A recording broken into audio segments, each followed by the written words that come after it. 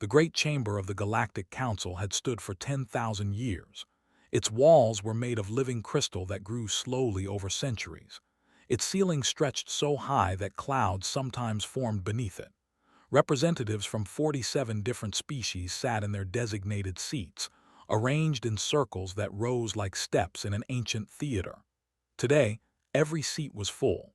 Today, the air itself seemed to tremble with tension. Ambassador of the hegemony stood at the central podium.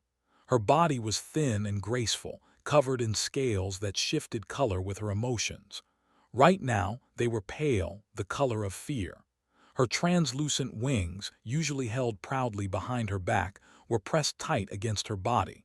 She held a data crystal in her trembling fingers. "Honored members of the council," she began, her voice barely above a whisper. "I bring news from the contested zone." High Chancellor leaned forward in his elevated seat.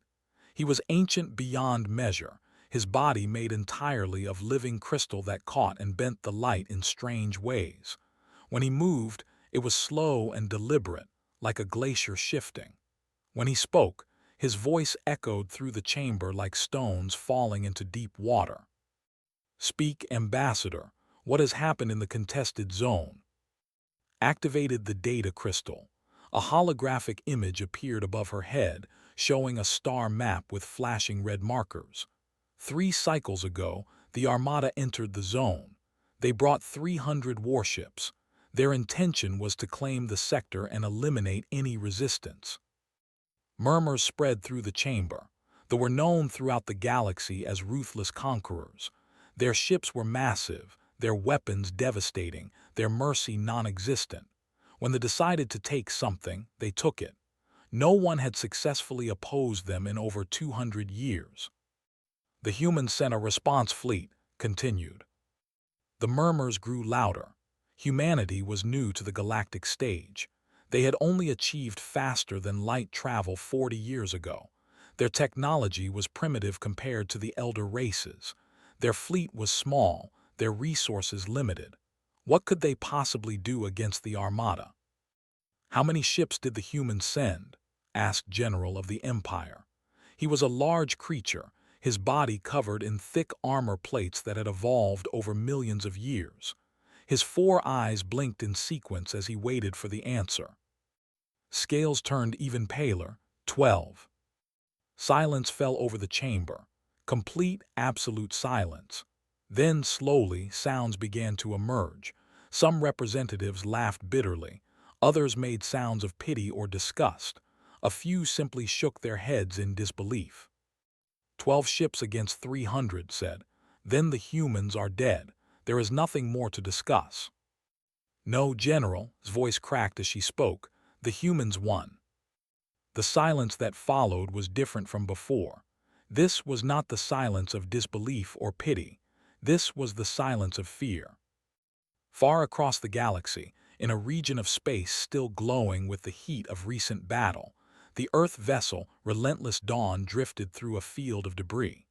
The debris had once been 300 warships. Now it was nothing but twisted metal and frozen bodies spinning slowly in the void. Captain sat in her command chair, reviewing the battle data on her tablet. She was 43 years old, with auburn hair cut short for practical reasons and eyes that had seen too much death. Her uniform was rumpled, stained with coffee and sweat. She had not slept in 2 days. Commander Jake stood at the main viewport, watching the debris drift past. He was younger than tall and dark-haired, with the kind of face that smiled easily. He was not smiling now. "Intelligence reports are coming in," Jake said without turning around. "The council has called an emergency session. They're talking about us." Did not look up from her tablet. "Let them talk. We did what we had to do." Jake finally turned to face her. "You rammed 3 of our ships directly into their command vessels. You told the crews to evacuate into escape pods while the ships were still moving at attack speed. That's not normal. That's not something anyone does." They didn't think anyone would do it either. Set down her tablet and met his eyes. "That's why it worked. Their shields were designed to stop energy weapons and missiles. They weren't configured for kinetic impacts. A ship moving at full speed hits harder than any weapon they were prepared for. We destroyed 3 of our own vessels. Empty vessels, every crew member evacuated. We recovered every single escape pod. Not one person died. Stood up and walked to the viewport to stand beside him. Jake, we were outnumbered 25-1. We didn't have better weapons or stronger shields. We only had one advantage. Which was, they couldn't predict us. They've fought hundreds of species across thousands of years. They've seen every tactic, every strategy, every trick, but they've never fought anyone crazy enough to sacrifice their own ships as weapons. She watched a chunk of hull tumble past, its surface still glowing faintly from the heat of its destruction. They didn't know what to do, and by the time they figured it out, it was too late. Jake was quiet for a long moment. The council is scared of us now. You know that, right? Good, maybe they should be. These are the people we're supposed to be building relationships with. We're new to the galaxy. We need allies, trade partners, technology sharing agreements. We can't afford to have everyone afraid of us. Turned to look at him, and there was something hard in her eyes, something forged in the fires of 100 battles on 100 worlds.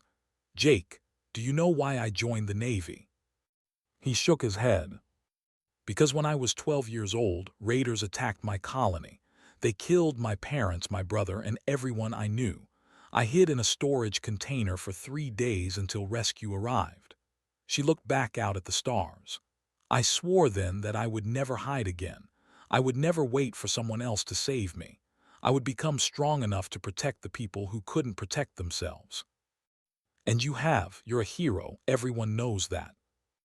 I'm not a hero, I'm a survivor, and survivors do whatever it takes. She placed her hand on the cold glass of the viewport. That would have killed millions of innocent people in that sector. Men, women, children, they wouldn't have cared. They would have laughed while they did it. Her voice dropped to nearly a whisper. I showed them what happens when you threaten people under my protection. I showed them that humans don't play by their rules. And if that makes the council afraid of us, then at least they'll think twice before they try to push us around. Jake had no response to that.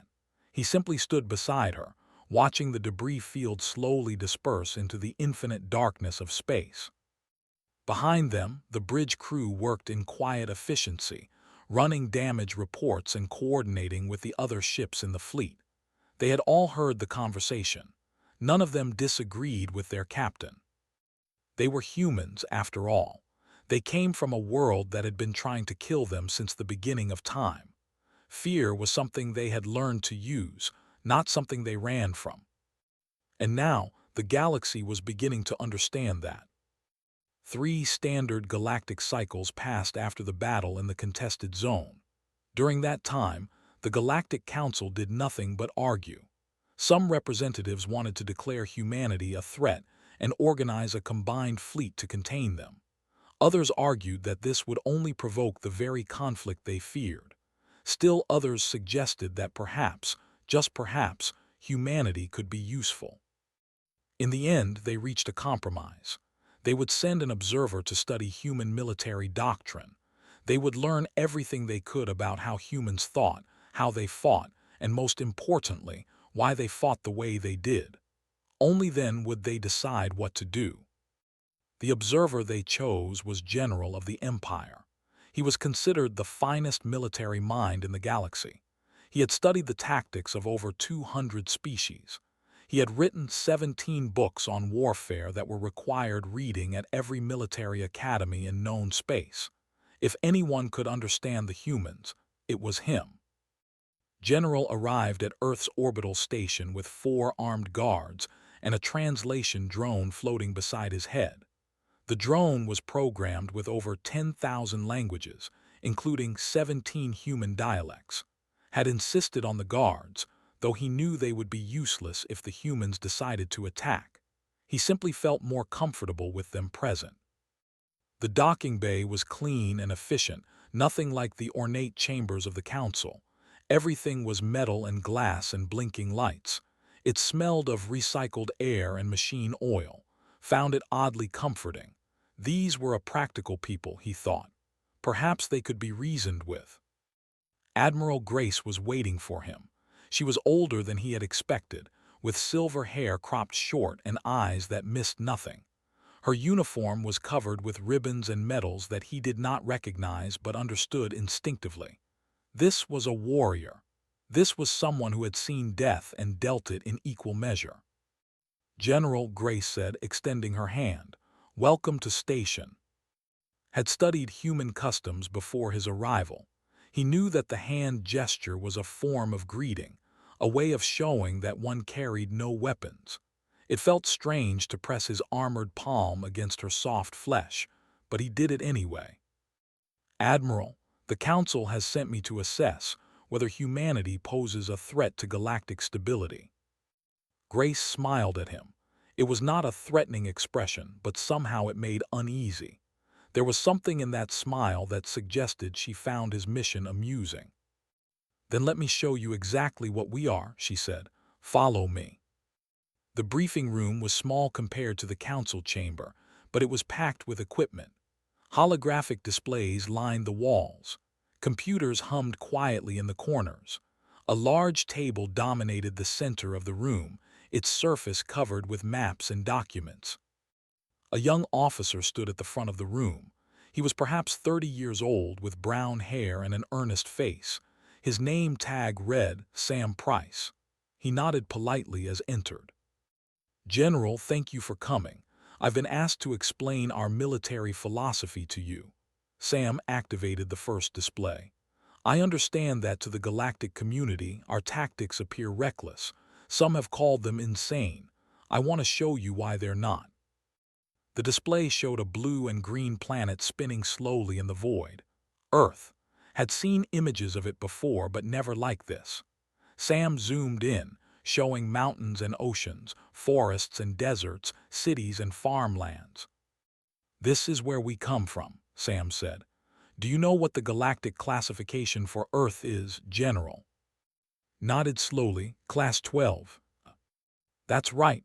A planet with conditions so hostile that sentient life should not be able to evolve there. And yet we did." Sam changed the display to show a series of images. Earth has extreme temperature variations. Some regions can be 50 degrees below freezing. Others can reach 60 degrees above. Sometimes this happens in the same location, just months apart. The next image showed a massive wave of water crashing against a coastline. 70% of our planet is covered by water. This water contains salt that will damage most galactic technology. It also contains creatures that will eat anything they can catch. We swim in this water for recreation. Felt his secondary heart begin to pound. He had known Earth was dangerous, but seeing it laid out like this was different. "Our atmosphere contains high levels of oxygen," Sam continued. "This means that fires can start easily and spread quickly. It also means that metal rusts, structures decay, and nothing lasts forever without constant maintenance." He pulled up another image, this one showing a massive storm system viewed from orbit. "These are called hurricanes. They form over our oceans and can devastate entire regions when they make landfall. Wind speeds can exceed 300 kilometers per hour." "How do you survive such events?" asked. "We build stronger buildings. We develop early warning systems. We evacuate when we can and rebuild when we can't." Sam's voice was matter of fact.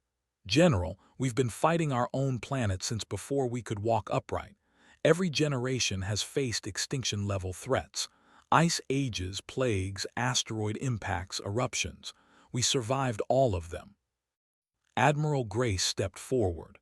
"General, you asked if we pose a threat to galactic stability. Let me ask you something in return. In your military career, have you ever fought an enemy that treated death as acceptable?" Considered the question carefully. Some species are willing to die for their cause, the martyrs, the suicide soldiers. "That's not what I mean. Those species die because they believe death brings glory or religious reward. I'm asking if you've ever fought an enemy that simply wasn't afraid to die. Not because they wanted to, but because they had accepted it as a possible outcome and moved on." was silent for a long moment. "No," he finally admitted, "I have not." Grace nodded. "That's what makes us different. We come from a world where death is always close. We grow up knowing that any day could be our last. A car accident, a disease, a natural disaster, a random act of violence. We learn early that life is precious precisely because it's fragile." She moved closer to him, and he resisted the urge to step back. "So when we go to war, we don't fight to avoid death. We fight to protect the people we love. And we're willing to do anything, sacrifice anything to keep them safe." Sam pulled up footage from the battle in the contested zone. It showed a human ship, burning and broken, accelerating toward a command vessel. At the last moment, escape pods launched from its hull like seeds from a dying flower. Then the ship struck its target, and both vessels disappeared in a ball of fire. "Every person on that ship survived," Sam said quietly. "The captain stayed at the helm until the last possible second to ensure the impact was successful. Then he ejected and was recovered by our rescue teams." Stared at the footage. "He was willing to die." "He was willing to die," Grace agreed. "But he didn't have to, because we planned for his survival. We always plan for survival, General, even when we're doing something that looks insane." She placed her hand on his armored shoulder. The gesture was strange, almost intimate. "We don't throw lives away. We spend them carefully and only when necessary. And we always, always bring our people home." Left the briefing room 3 hours later. His mind was spinning with everything he had learned.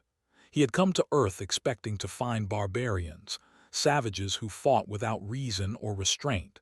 Instead, he had found something far more frightening. He had found a species that understood death better than anyone else in the galaxy. A species that had made peace with their own mortality and used that peace as a weapon.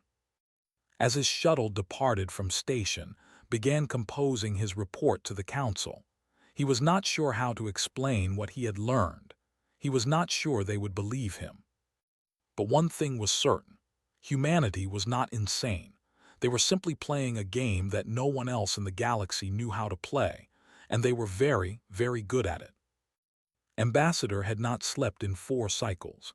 Every time she closed her eyes, she saw the holographic footage from the contested zone. She saw human ships burning as they charged toward the enemy.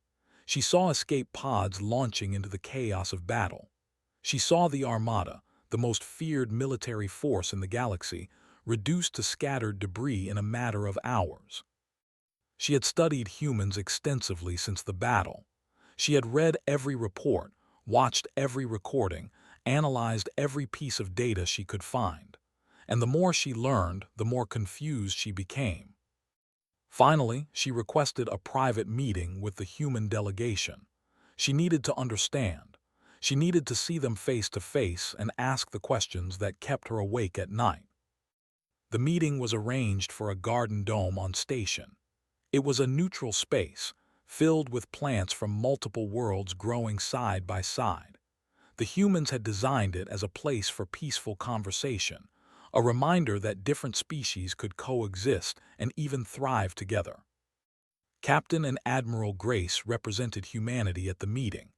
They arrived first and waited near a fountain that recycled water through an artificial waterfall.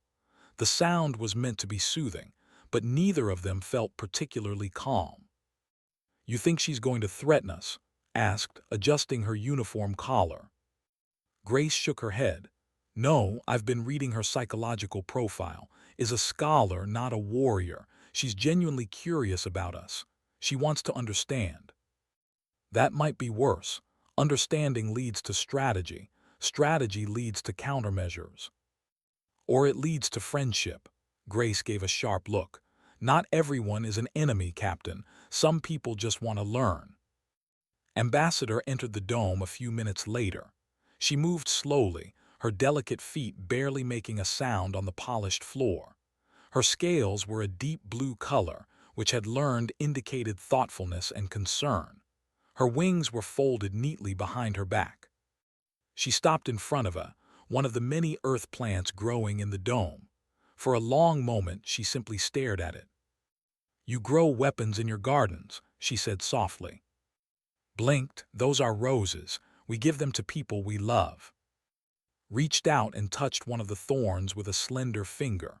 A drop of blood, pale green in color, appeared on her skin. She did not seem to notice. The flowers are beautiful, she said. The scent attracts insects that help them reproduce, but the thorns are sharp enough to draw blood, beauty and danger woven together. She finally turned to face the two humans. Everything on your world is like this, isn't it? Grace stepped forward. Ambassador, you asked for this meeting. What is it you want to know? Was quiet for a moment. Then she did something that neither human expected. Her eyes, large and compound like an insect's, began to fill with moisture. Tears. They were not known to cry. It was not something their species did under normal circumstances. They attacked my once, she said, her voice barely above a whisper. It was before I was born, but I grew up hearing the stories. They came without warning, as they always do. They demanded our surrender. When our government hesitated, they began bombing civilian centers. She walked slowly toward the fountain, her wings trembling slightly. 40 million of my people died in a single day. Our military doctrine said we should retreat, preserve our forces, and petition the council for intervention. That was the accepted strategy. That was what made sense. What happened? Asked quietly. We retreated, we petitioned the council, and by the time help arrived, 30 million more had died. Tears were flowing freely now, leaving wet trails down her scaled face. 70 million people gone, entire cities reduced to rubble, families erased from existence. She turned to face directly.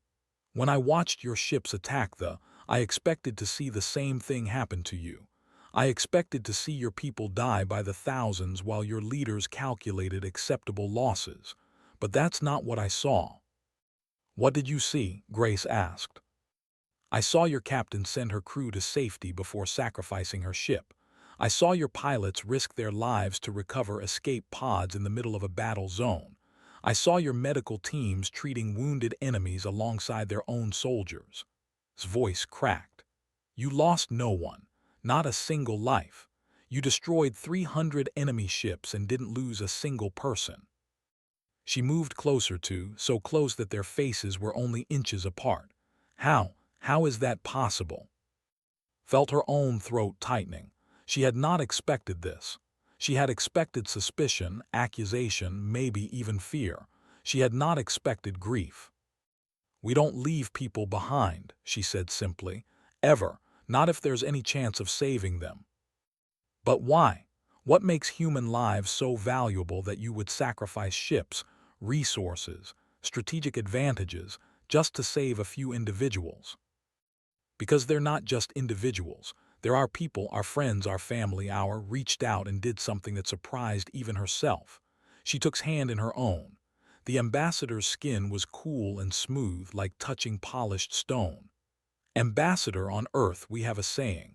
No one left behind. It's not just a slogan. It's a promise. It's the foundation of everything we do. Stared at their joined hands. Physical contact between species was rare in galactic culture. It was considered intimate, sometimes even inappropriate, but she did not pull away. The council fears you, she said. They see your willingness to sacrifice as proof of instability. They think you are unpredictable and dangerous. And what do you think? Grace asked.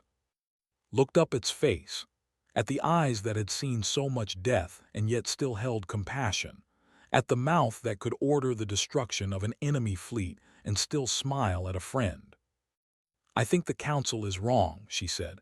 I think your willingness to sacrifice ships is proof that you value lives above all else. I think your unpredictability comes not from madness but from love. Her wings spread slightly, an involuntary gesture of emotion. You would die for each other, and somehow that means you rarely have to. Felt tears forming in her own eyes. She had spent so many years being strong, being hard, being the unbreakable warrior that her people needed. She had almost forgotten what it felt like to be understood. Ambassador, we're not monsters. We're not trying to conquer the galaxy or destroy other species. We just want to protect our people and find our place among the stars." "I know," squeezed her hand gently. "I came here today expecting to find enemies. Instead, I found something I had forgotten existed." "What's that?" "Hope." The ambassador's tears had stopped, but her eyes were still wet. "For the first time since I learned about my tragedy, I have hope, because now I know that there is a species in this galaxy that would never abandon its people, a species that would fight impossible odds rather than accept defeat, a species that values every single life as if it were the most precious thing in the universe." She released hand and stepped back, composing herself with visible effort. "I don't know what the Council will decide. I don't know what the future holds. But I want you to know something, Captain Admiral. Whatever happens, you have at least one ally among the stars. The hegemony will not forget what we have learned today." She turned and walked toward the door, her wings now spread wide in a display of respect and gratitude. At the threshold, she paused and looked back. "Thank you for showing me who you really are. I only wish my people had met you 100 years ago. Perhaps then, 70 million of them would still be alive."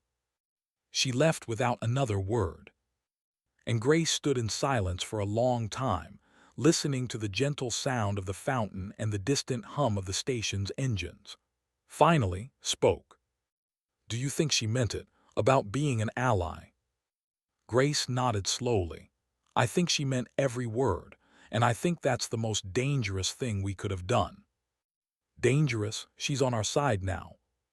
"Exactly. One alien ambassador has seen the truth about humanity. She's going to tell others. And slowly, gradually, the galaxy is going to realize that we're not the monsters they feared." Grace turned to look at with an expression that was equal parts pride and concern. "We're something far more frightening. We're proof that a species can become the most compassionate, loyal, and determined people in the universe. And that's going to change everything." The Empire did not accept defeat gracefully. For 200 years, they had dominated every conflict they entered. Their ships were larger, their weapons more powerful, their soldiers more ruthless than any other species in the galaxy. The idea that 12 primitive human vessels could destroy 300 of their finest warships was not merely insulting. It was unthinkable. So they did what they had always done when their pride was wounded. They issued a challenge. The message arrived at Earth's Central Command exactly one standard month after the battle in the contested zone. It was broadcast on all frequencies, in all languages, with no attempt at secrecy. They wanted everyone to know what was coming. "To the humans of Earth," the message began, "your victory in the contested zone was a fluke, a trick, a coward's tactic. You destroyed empty ships and claimed it as heroism. You are not warriors. You are vermin who got lucky." Admiral Grace listened to the message in her office, her face showing no emotion. Around her, senior officers shifted uncomfortably in their seats. This voice was harsh and grating, filled with contempt. "We challenge you to prove your worth. Meet us in the neutral expanse in 30 cycles. Bring your best ships, your finest warriors, your greatest commanders. We will bring 100 vessels. If you can defeat us in open combat, witnessed by the entire Council, we will acknowledge your species as worthy opponents. If you fail, we will burn your planet to ash and salt the ground with the bones of your children." The message ended. The room was silent. Captain was the first to speak. "They're giving us 30 cycles to prepare. That's almost insulting." "They want us scared," Grace replied. "They want us to spend those 30 cycles imagining what they'll do to us if we lose. Fear is a weapon to them." "What are we going to do?" asked Commander Jake. Grace stood up and walked to the window. Outside, the stars burned with cold indifference. Somewhere out there, 100 warships were being prepared for battle. Somewhere out there, aliens were sharpening their weapons and practicing their cruelty. "We're going to accept," Grace said, "and we're going to win." The Galactic Council approved the challenge with suspicious speed. Many representatives secretly hoped that would solve their human problem for them. Others simply wanted to see the spectacle. A few, including Ambassador, voted against the approval, arguing that it was nothing but organized murder. Their objections were noted and ignored. The human fleet gathered in the neutral expanse on the appointed day. 20 ships in total, the largest force Earth had ever assembled in one place. They were outnumbered 5-1, but they had faced worse odds before. They had faced worse odds and won. Captain Danny commanded the lead ship, Valor's Edge. He was younger than most captains, only 35 years old, with dark skin and eyes that seemed to look right through whatever he was examining. His crew loved him. They would follow him into the heart of a star if he asked them to. All ships reporting ready, his communications officer announced. They are entering the zone now. Danny watched the main display as red dots appeared on the edge of the screen. 100 of them, arranged in perfect formation. The valued precision and order. They believed that discipline was the foundation of victory. They were about to learn otherwise. "Open a channel to the fleet," Danny said. "All ships, this is Captain. You all know why we're here. You all know what's at stake. I'm not going to give you a speech about duty or honor or any of that nonsense. I'm just going to remind you of one thing." He paused, letting the silence stretch. "We don't die today, we don't leave anyone behind. We fight smart, we fight hard, and we go home together. That's the mission. That's the only mission. Out." The battle began with the firing first. They launched a barrage of energy weapons that would have destroyed most fleets in seconds. But the human ships were not where they expected them to be.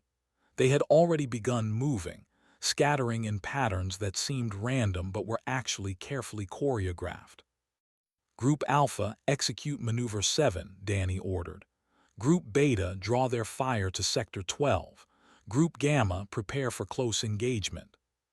The human fleet moved like a school of fish, each ship knowing exactly where to go and what to do.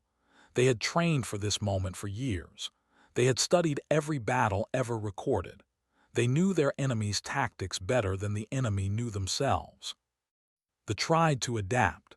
They split their formation, sending smaller groups to pursue the human ships. But every time they thought they had cornered a target, the target would suddenly reverse course and be replaced by 3 more. It was like trying to catch smoke with your hands. "They're getting frustrated," Jake reported from the relentless dawn. "Their formation is breaking down." "Good," Grace replied from her command center on station, watching the battle through relay satellites. "Frustrated enemies make mistakes." The first major turning point came when the flagship targeted the Valor's Edge. It was a massive vessel, 3 times the size of any human ship, bristling with weapons and armored with the strongest materials in the galaxy. Its captain had decided to end the battle personally by destroying the human commander. Danny watched the flagship approach on his display. He saw its weapons charging, saw its escorts falling into attack formation. He had perhaps 30 seconds before they fired. "All non-essential personnel proceed to escape pods," he announced calmly. "Engineering, set the reactor to overload on my command. Navigation, plot a collision course with the enemy flagship." His first officer, Lieutenant West, turned to stare at him. "Sir, you can't be serious." "Dead serious, Lieutenant. Now carry out my orders." The crew obeyed. They had trained for this possibility. They knew their captain would never ask them to do something he wasn't willing to do himself. Within 15 seconds, over half the crew was in escape pods, ready to launch. Danny opened a channel to the fleet. He made sure it was broadcast on all frequencies, so the council observers could hear every word. "Attention fleet, your flagship has made a critical error. It has my full attention." The Valor's Edge, already taking fire from multiple directions, did not retreat. It accelerated. Danny pushed the engines beyond their rated limits, feeling the deck vibrate beneath his feet as the ship struggled to hold together. "Sir, the escape pods are ready," reported. Everyone is clear except bridge crew. Then it's time for us to go too. Danny stood up from his command chair. Everyone out. I'll handle the final approach. Hesitated. Captain, regulations say. I know what regulations say. I also know that I'm not leaving this chair until I see that flagship dead. Now go. That's an order. She went. They all went. Within seconds, Danny was alone on the bridge, his hands flying across the controls as he made final adjustments to the ship's course. The flagship was directly ahead, growing larger every second. Its weapons were still firing, but the Valor's edge was moving too fast and too erratically for them to get a clean hit. Danny could see damage reports flashing on his screens. Hull breaches, engine failures, life support failing. None of it mattered anymore. At the last possible moment, when the flagship filled his entire viewport, Danny did something unexpected. Instead of ramming the enemy vessel, he released the Valor's Edge's entire payload of antimatter torpedoes directly into the flagship's engine intake. Then he yanked the controls hard, sending his ship into a turn that should have torn it apart. The structural reinforcements held, barely. The flagship was not so lucky. The antimatter torpedoes detonated inside its engine compartment, setting off a chain reaction that consumed the vessel in seconds. The explosion was visible from 1,000,000 kilometers away. Danny ejected from his ship just as the Valor's Edge finally gave up the fight and began to break apart. His escape pod tumbled through the debris, but he was alive. He was alive, and the enemy flagship was dead. The fleet fell into chaos. Without their command vessel, they lost coordination. They lost discipline. They lost the very things they had always prided themselves on. The remaining human ships, battered but determined, picked them apart. When the battle ended, 87 vessels had been destroyed or disabled. The remaining 13 fled into hyperspace, their crews too broken to continue fighting. The human fleet had lost 4 ships but not a single life. Every escape pod had been recovered. Every crew member accounted for. Captain Danny was pulled from his pod by a rescue team from the relentless Dawn. He was bruised, exhausted, and grinning like a man who had just won the lottery. "Did we get them?" he asked. Jake helped him to his feet. "We got them, Danny. We got them all." In the council chamber, the representatives watched the battle's conclusion in stunned silence. Several were openly weeping. Others had left their seats entirely, unable to process what they had witnessed. The humans had won, again, and this time the entire galaxy had watched them do it. The council chamber had never been so quiet. Even the air seemed to hold its breath, waiting for someone to speak. The great crystal walls, which had witnessed 10,000 years of galactic history, now reflected the pale and shaken faces of 47 species who had just watched their understanding of the universe collapse. High Chancellor stood at the central podium. His crystalline body, usually bright with refracted light, had dimmed to a dull gray. He looked exhausted. He looked old. He looked like someone who had just seen the impossible happen and was struggling to accept it. "The human fleet has achieved total victory," he announced, his voice echoing through the silent chamber. "The Empire has requested a ceasefire." No one responded. No one knew what to say. General sat in his seat, his 4 eyes blinking slowly as he replayed the battle in his mind. He had written 17 books on warfare. He had studied tactics for over a century, and yet he had never seen anything like what the humans had done. They had been outnumbered 5-1. Their ships were smaller, less advanced, less powerful. By every calculation, every model, every prediction, they should have been destroyed within the first hour. Instead, they had dismantled the fleet like a surgeon removing a tumor. And they had done it without losing a single life. That was the part that could not understand. Not the victory itself, but the way it had been achieved. Every decision, every maneuver, every sacrifice had been designed not to maximize enemy casualties, but to minimize their own. They had destroyed their own ships rather than let their crews die. They had risked everything to recover escape pods in the middle of a battle zone. They had treated survival as the highest priority, above glory, above efficiency, above everything else. It was insane, it was beautiful, it was terrifying. Ambassador rose from her seat. Her wings spread wide, casting long shadows across the chamber floor.